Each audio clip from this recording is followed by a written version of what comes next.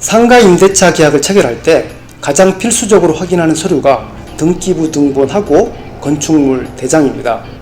임차물을 소개하는 공인중개사든 그 목적물을 직접 사용하는 임차인이든 이 등기부 등본은 꼼꼼하게 살펴보고 권리관계를 확인하게 되는데요.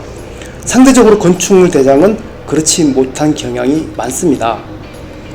불법 건축물이 있다면 위반 건축물로 등재가 되고, 그렇게 되면 임차인은 허가 등록을 못해 영업을 할 수가 없게 됩니다. 물론 이제 불법 건축물이 있어도 위반 건축물로 등재가 되지 않은 경우가 있는데요. 시간이 지나면서 민원이 제기되거나 항공사진 촬영에서 적발되면 위반 건축물로 등재가 되게 되고요.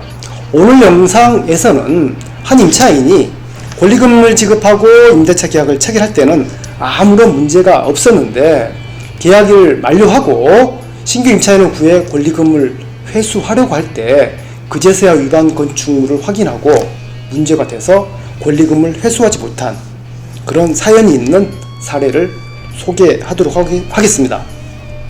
오늘 내용은 황 박사가 집필한 뉴 상가 임대차 분양 솔루션 제56장 자료에서도 함께 확인할 수 있고요. 사건의 경과를 보겠습니다. 2020년 임차인 김씨는 권리금 1억 원을 지급하고 권리금 계약을 체결했고요. 임대차 계약을 체결했습니다. 보증금 5천만 원, 월세 300만 원, 등기부 등본 건축물 대장 다 아무런 문제가 없었습니다. 임차인 김씨는 잘 영업을 했습니다. 약 2년이 지났는데 김씨가 건강이 안 좋아져서 가게를 넘기기로 마음을 먹고 신규 임차인까지 구했고요. 공인중개사 사무실에서 김씨 신규 임차인 3자가 앉아서 권리금 계약을 체결을 하고자 서류를 준비했습니다. 그제서야 발견하게 됐는데요. 이 건물이 위반 건축물로 등재가 돼 있었던 거죠. 그 내용을 한번 살펴보겠습니다. 임차인 김씨가 계약을 체결할 때는 위반 건축물이 없었는데요. 하지만 실제로는 위반 건축물이 존치했던 거죠. 건축물 대상에서 51제곱미터는 제1종 근린생활시설이었고 33제곱미터는 주차장이었고, 즉 임차인 김씨는 15평 정도 되는 근린생활시설하고 그리고 10평 정도 되는 주차장을 더해서, 그 면적을 더해서 전체를 사용하고 있었던 것이었습니다.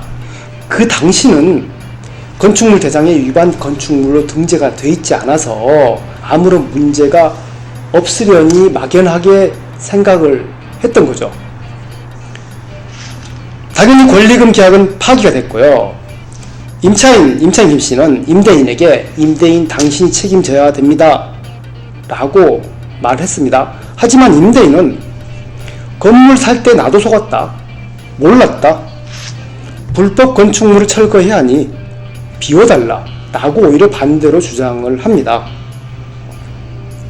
임차인 김씨가 할 수 있는 일이라고는 임대인이나 공인중개사를 상대로 손해배상 청구를 해볼 수는 있겠습니다. 하지만 임차인 김씨 본인의 과실도 당연히 인정될 수밖에 없기 때문에 승소 여부는 물론이고, 또 승소하더라도 얼만큼 내가 승소할지 확실치 않은 그런 상황에 봉착하게 된 것이죠.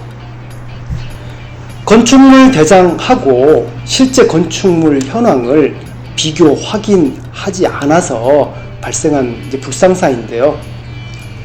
오늘 사례를 참고 삼아서 임대차 계약을 체결하거나 권리금 계약을 체결할 때 혹시나 모를 불상사를 대비하시기를 바라겠습니다. 오늘 영상을 여기서 마치도록 하겠습니다. 감사합니다.